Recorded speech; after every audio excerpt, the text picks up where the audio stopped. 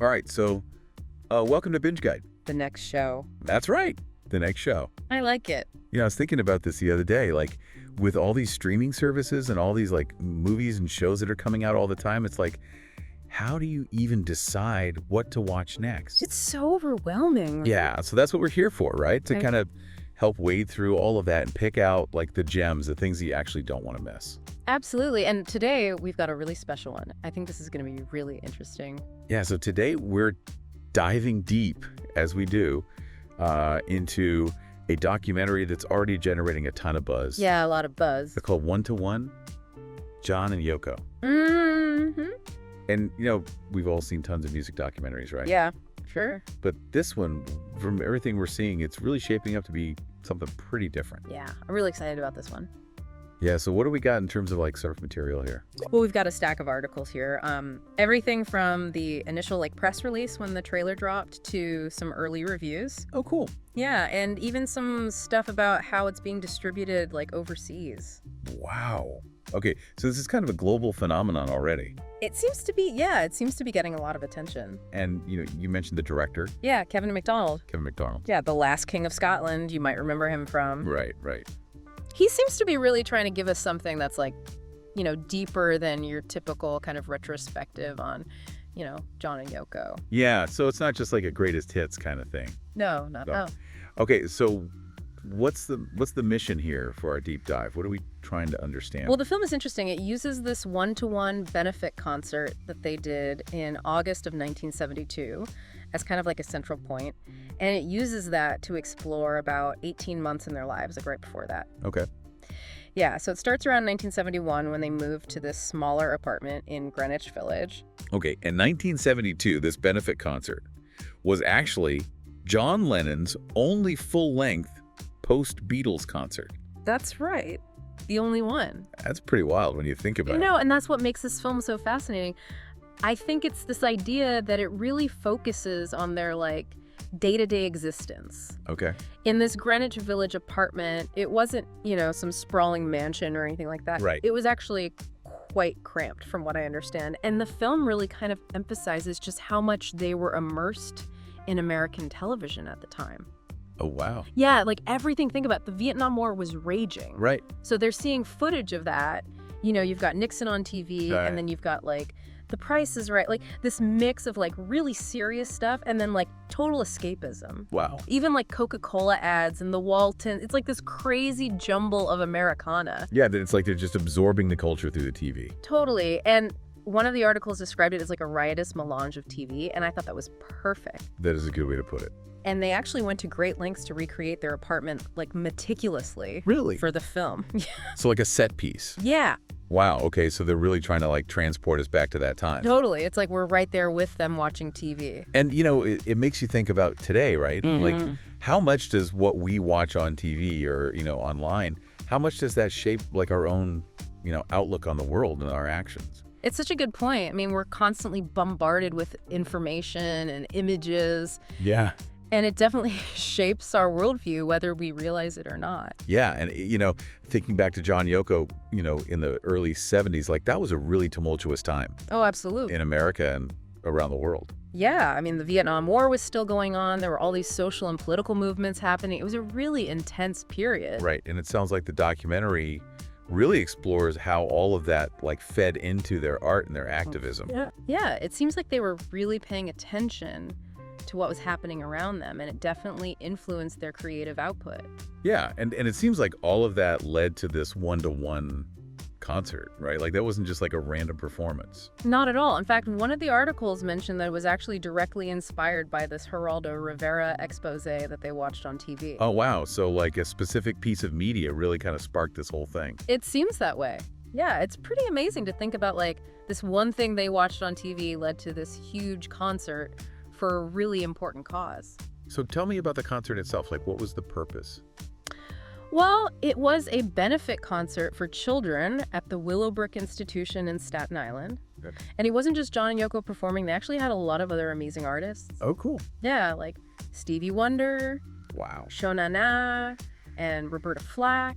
Roberta Flack. That's a great line. Right. So this was a big deal. It was a huge deal. And, it really speaks to the kind of influence that John and Yoko had and the causes they were passionate about. Yeah, and one of the articles I was reading, it actually quoted John Lennon talking about his motivation for doing these free shows. And he said that he wanted to change the apathy that the youth have. Wow, that's powerful. It is, right? And it really gives you like a glimpse into their mindset at that time. Totally. I mean, they weren't just content with making music. They really wanted to use their platform to make a difference. Yeah, it's inspiring. It is. Okay, so we've talked about the content, we've talked about the historical context, but one of the things that I'm personally really excited about with this documentary is all the like never before seen material. Oh yeah, that's what's generating so much buzz. Yeah, it's not just like, concert footage or interviews that we've seen before. Right, it's like really personal stuff. Yeah, like what? Well, they're talking about phone calls. Wow. Home movies that John and Yoko shot themselves like during their time in Greenwich Village. So like really intimate glimpses into their lives. Yeah, and it's all newly transferred and restored. Oh, wow. That's going to be incredible to see. I know, I can't wait. Yeah, and it makes you wonder, like, what kind of new insights are we going to get from seeing this stuff? Right, like how is it going to change our understanding of them as people? Yeah. And their relationship. Exactly, and it's not just about what we're going to see. Their son, Sean Lennon, has actually been really heavily involved in the project. Oh, that's right. He's producing and remixing the concert audio. Yeah, so we're not just going to see new stuff, we're going to hear new stuff too. Exactly. It's going to be a totally fresh sonic experience. That's so cool, and having Sean involved like that really says something about the level of care and attention that's gone into this project. It does. I mean, he's essentially opened up the family archives, Right. Which suggests they're really committed to presenting a really authentic and personal portrait of his parents. Okay, so we've got all this amazing source material. We've got this incredible story, but what are the critics saying? Well, from what I've seen, the critics are loving it. Really? Yeah. Variety called it a rare rock doc. That's a must-see. And they specifically highlighted how MacDonald uses these images of the time period almost like a channel surfing montage. Oh, that's interesting. Yeah, which is really fitting given what we know about John Lennon's TV habits. Yeah, that's a cool connection. And The Guardian gave it 4 stars out of 5. Okay, so that's pretty strong endorsement. Yeah, they called it a fun, fierce, and full-blooded take on their story, Yeah. and they said it makes Lennon feel like really vital and present again. Oh, wow.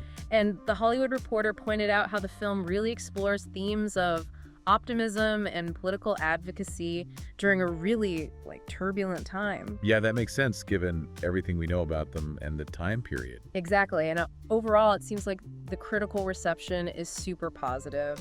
Yeah. It's got a really high rating on Rotten Tomatoes Nice. and universal acclaim on Metacritic. Ooh, that's the good stuff. I know, right? It's like the gold standard for film reviews. Yeah, so this is definitely a film that even if you're not like a huge Beatles fan or a huge John Lennon fan, there's something here for everyone. Definitely. I think anyone who's interested in art, activism, history, or even just a really compelling love story will find something to connect with. Yeah, absolutely. And, one thing that you mentioned earlier that I wanted to circle back to is Yoko Ono's perspective. Yeah, that's a really important part of this film. Yeah, because she's often been, kind of misrepresented, misunderstood. Totally. And it sounds like the documentary really gives her a chance to share her own experiences and her own side of the story. And she talks about some pretty difficult stuff, right? Yeah, she talks about the intense public scrutiny she faced after she and John got together. Yeah. And how she was labeled with all these horrible things. Right. From being called a witch. Which is just awful. It's terrible, and the film really seems to be trying to challenge those preconceived notions about their relationship and Yoko's role in it. Yeah, it's so important to get her perspective. It really is. Okay, so for our listeners who are ready to see this film, what's the release plan? Well, it's getting a really interesting rollout. It's actually going to be released exclusively in IMAX theaters on April 11th. Oh, wow. So they're really going all out. Yeah, and then it will have a wider theatrical release on April 18th. Okay. And then later in the year, it will be available for streaming on Max. Oh, fantastic. So there are multiple ways to watch it. Yeah, exactly. And it's also secured distribution in Europe, so it's going to be seen by a global audience. Wow, that's incredible. It is. Okay, so as we kind of wrap up this deep dive here, what do you think is the main takeaway for our listeners? What should they be thinking about?